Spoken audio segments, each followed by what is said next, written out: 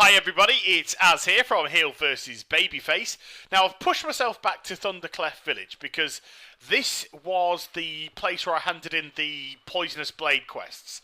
And after I finished the Temple of the Red Crane, there was no more quests to do from that storyline. So I had to find somewhere which had left some quests for me to do.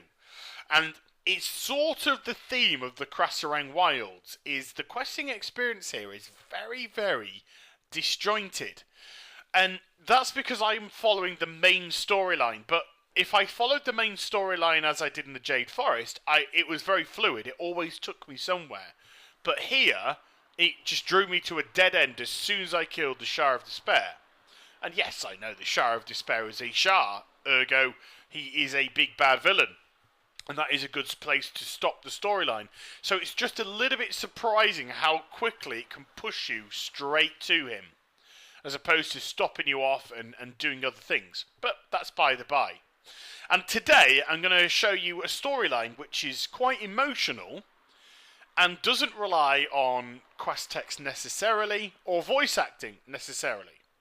And this is what I was trying to get at a couple of days ago. When I said that Blizzard have the capability to engage you emotionally without having to have voice acting like Star Wars The Old Republic, whose questing experience is just so much nicer, possibly because it's reliant on the voice acting itself and still gets away with lots of kill and collect quests because of it. However, I also think the Star Wars universe itself lends it to a more conducive environment for questing anyway, because it's got more kind of structure around to do things a little bit off the hook.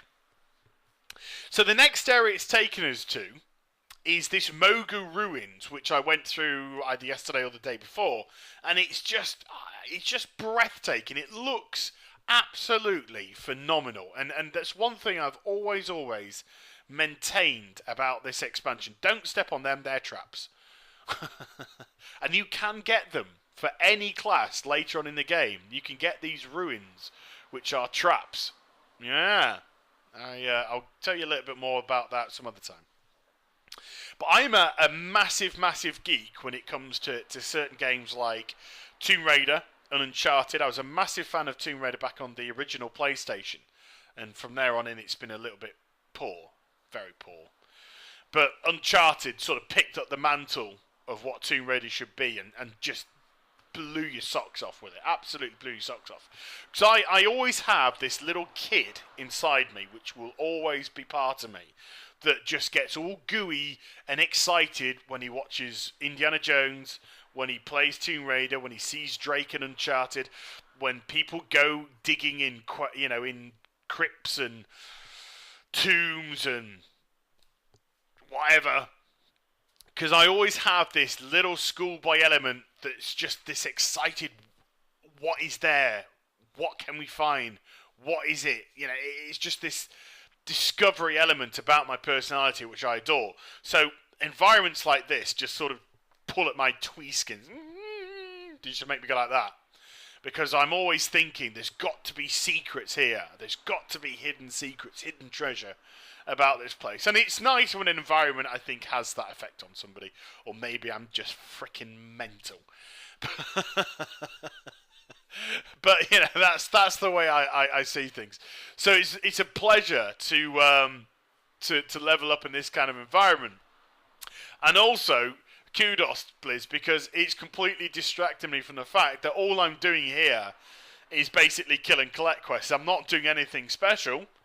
I'm not doing anything different. However, I've been so impressed with the environment and distracted by the environment that I haven't particularly cared.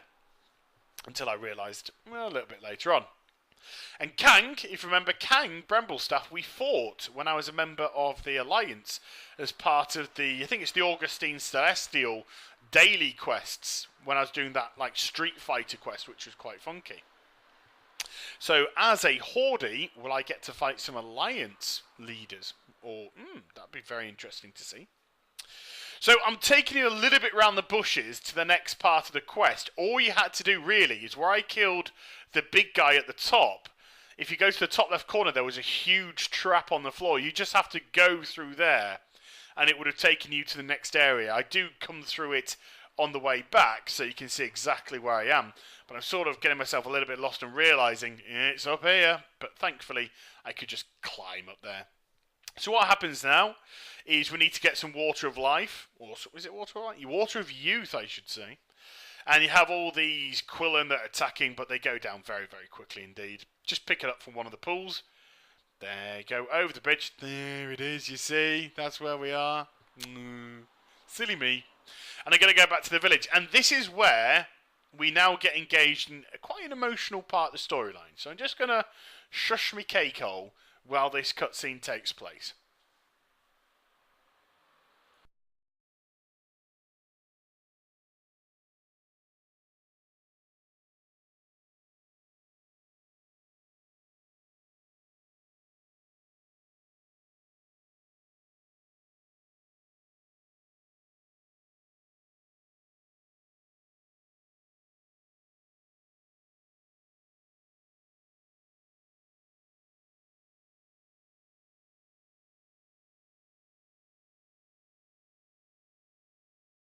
So there we go. It was a beautiful quest, very well told. That cutscene was heart wrenching, wasn't it? I mean, poor Sunwalker Dezco. His wife is pregnant. She has complications during the childbirth and unfortunately passes away. However, she manages to have twins before doing so. So there is a little bit of hope. But it was wonderful to see that when she was obviously having difficulties and slipping away, that he was furiously casting healing spells on her. I really liked that. I thought that moment was very, very well done. And also, when they're outside at her funeral crying over the body, Dezco himself was in the tent on his knees praying that he had these two children and hopefully praying that they'd grow up to be fit and healthy. So it's clear that Blizzard can tell very, very good, engaging, emotional stories without the necessity to have it in quest text or enacted through voice acting, which is something Blizzard do very, very, very little of within the world of Warcraft. However, I'm going to go a little bit further now.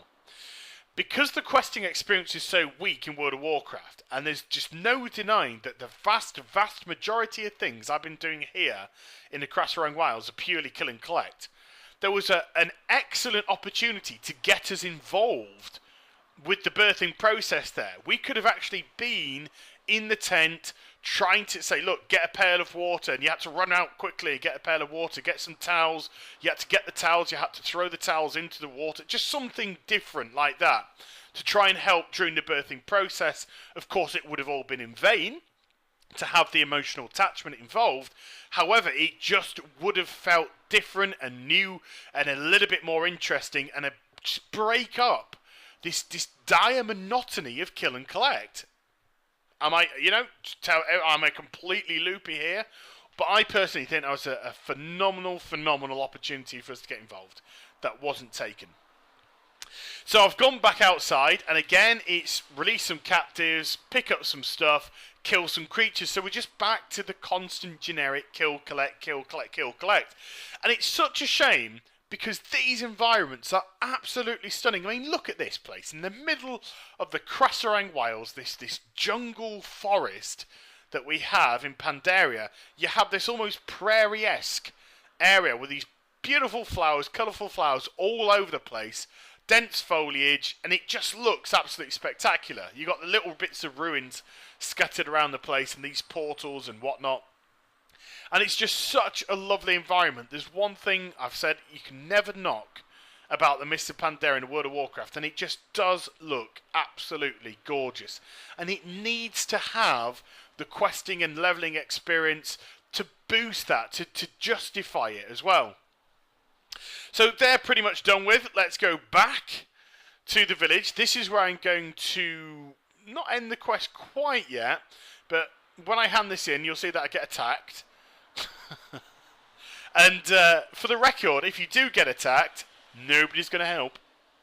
But one thing else you might have noticed is it's thrown us back into level 87 territory again. So one thing that we've discovered about the Krasarang Wilds against the Valley of the Four Winds, because I have leveled up in the Valley of the Four Winds on my Warlock. That's where I did. And all of that was level 86, the whole shebang. And yet the Krasarang Wilds bounces between level 86 to level 87 to level 86 to level 87. So if you're looking to power level, then I'd probably recommend going to the Krasarang Wilds, because the experience is better, the rewards are slightly better as well when you do a level 87 quest.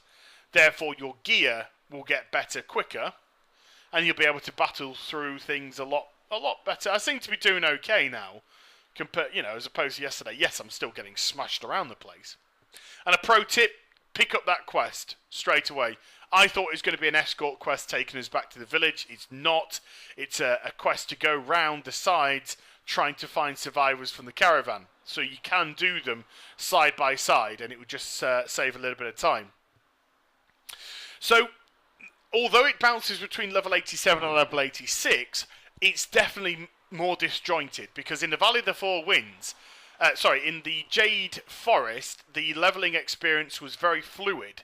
You went from A to B to C to D to E to F, and it didn't feel linear, because you did have opportunities to go off into different areas. This is through the pathways which I've chosen. But with the Krasarang Wilds, you tend to find yourself getting to dead ends, which will become a lot more evident in the next video, by the way. All your quest lines just seem to draw dead ends, and you have to look around the map for places to quest. You're like, where do I go? Where should I go next? It doesn't link together half as nicely as the Jade Forest, and it's a little bit confusing, shall we say, in places.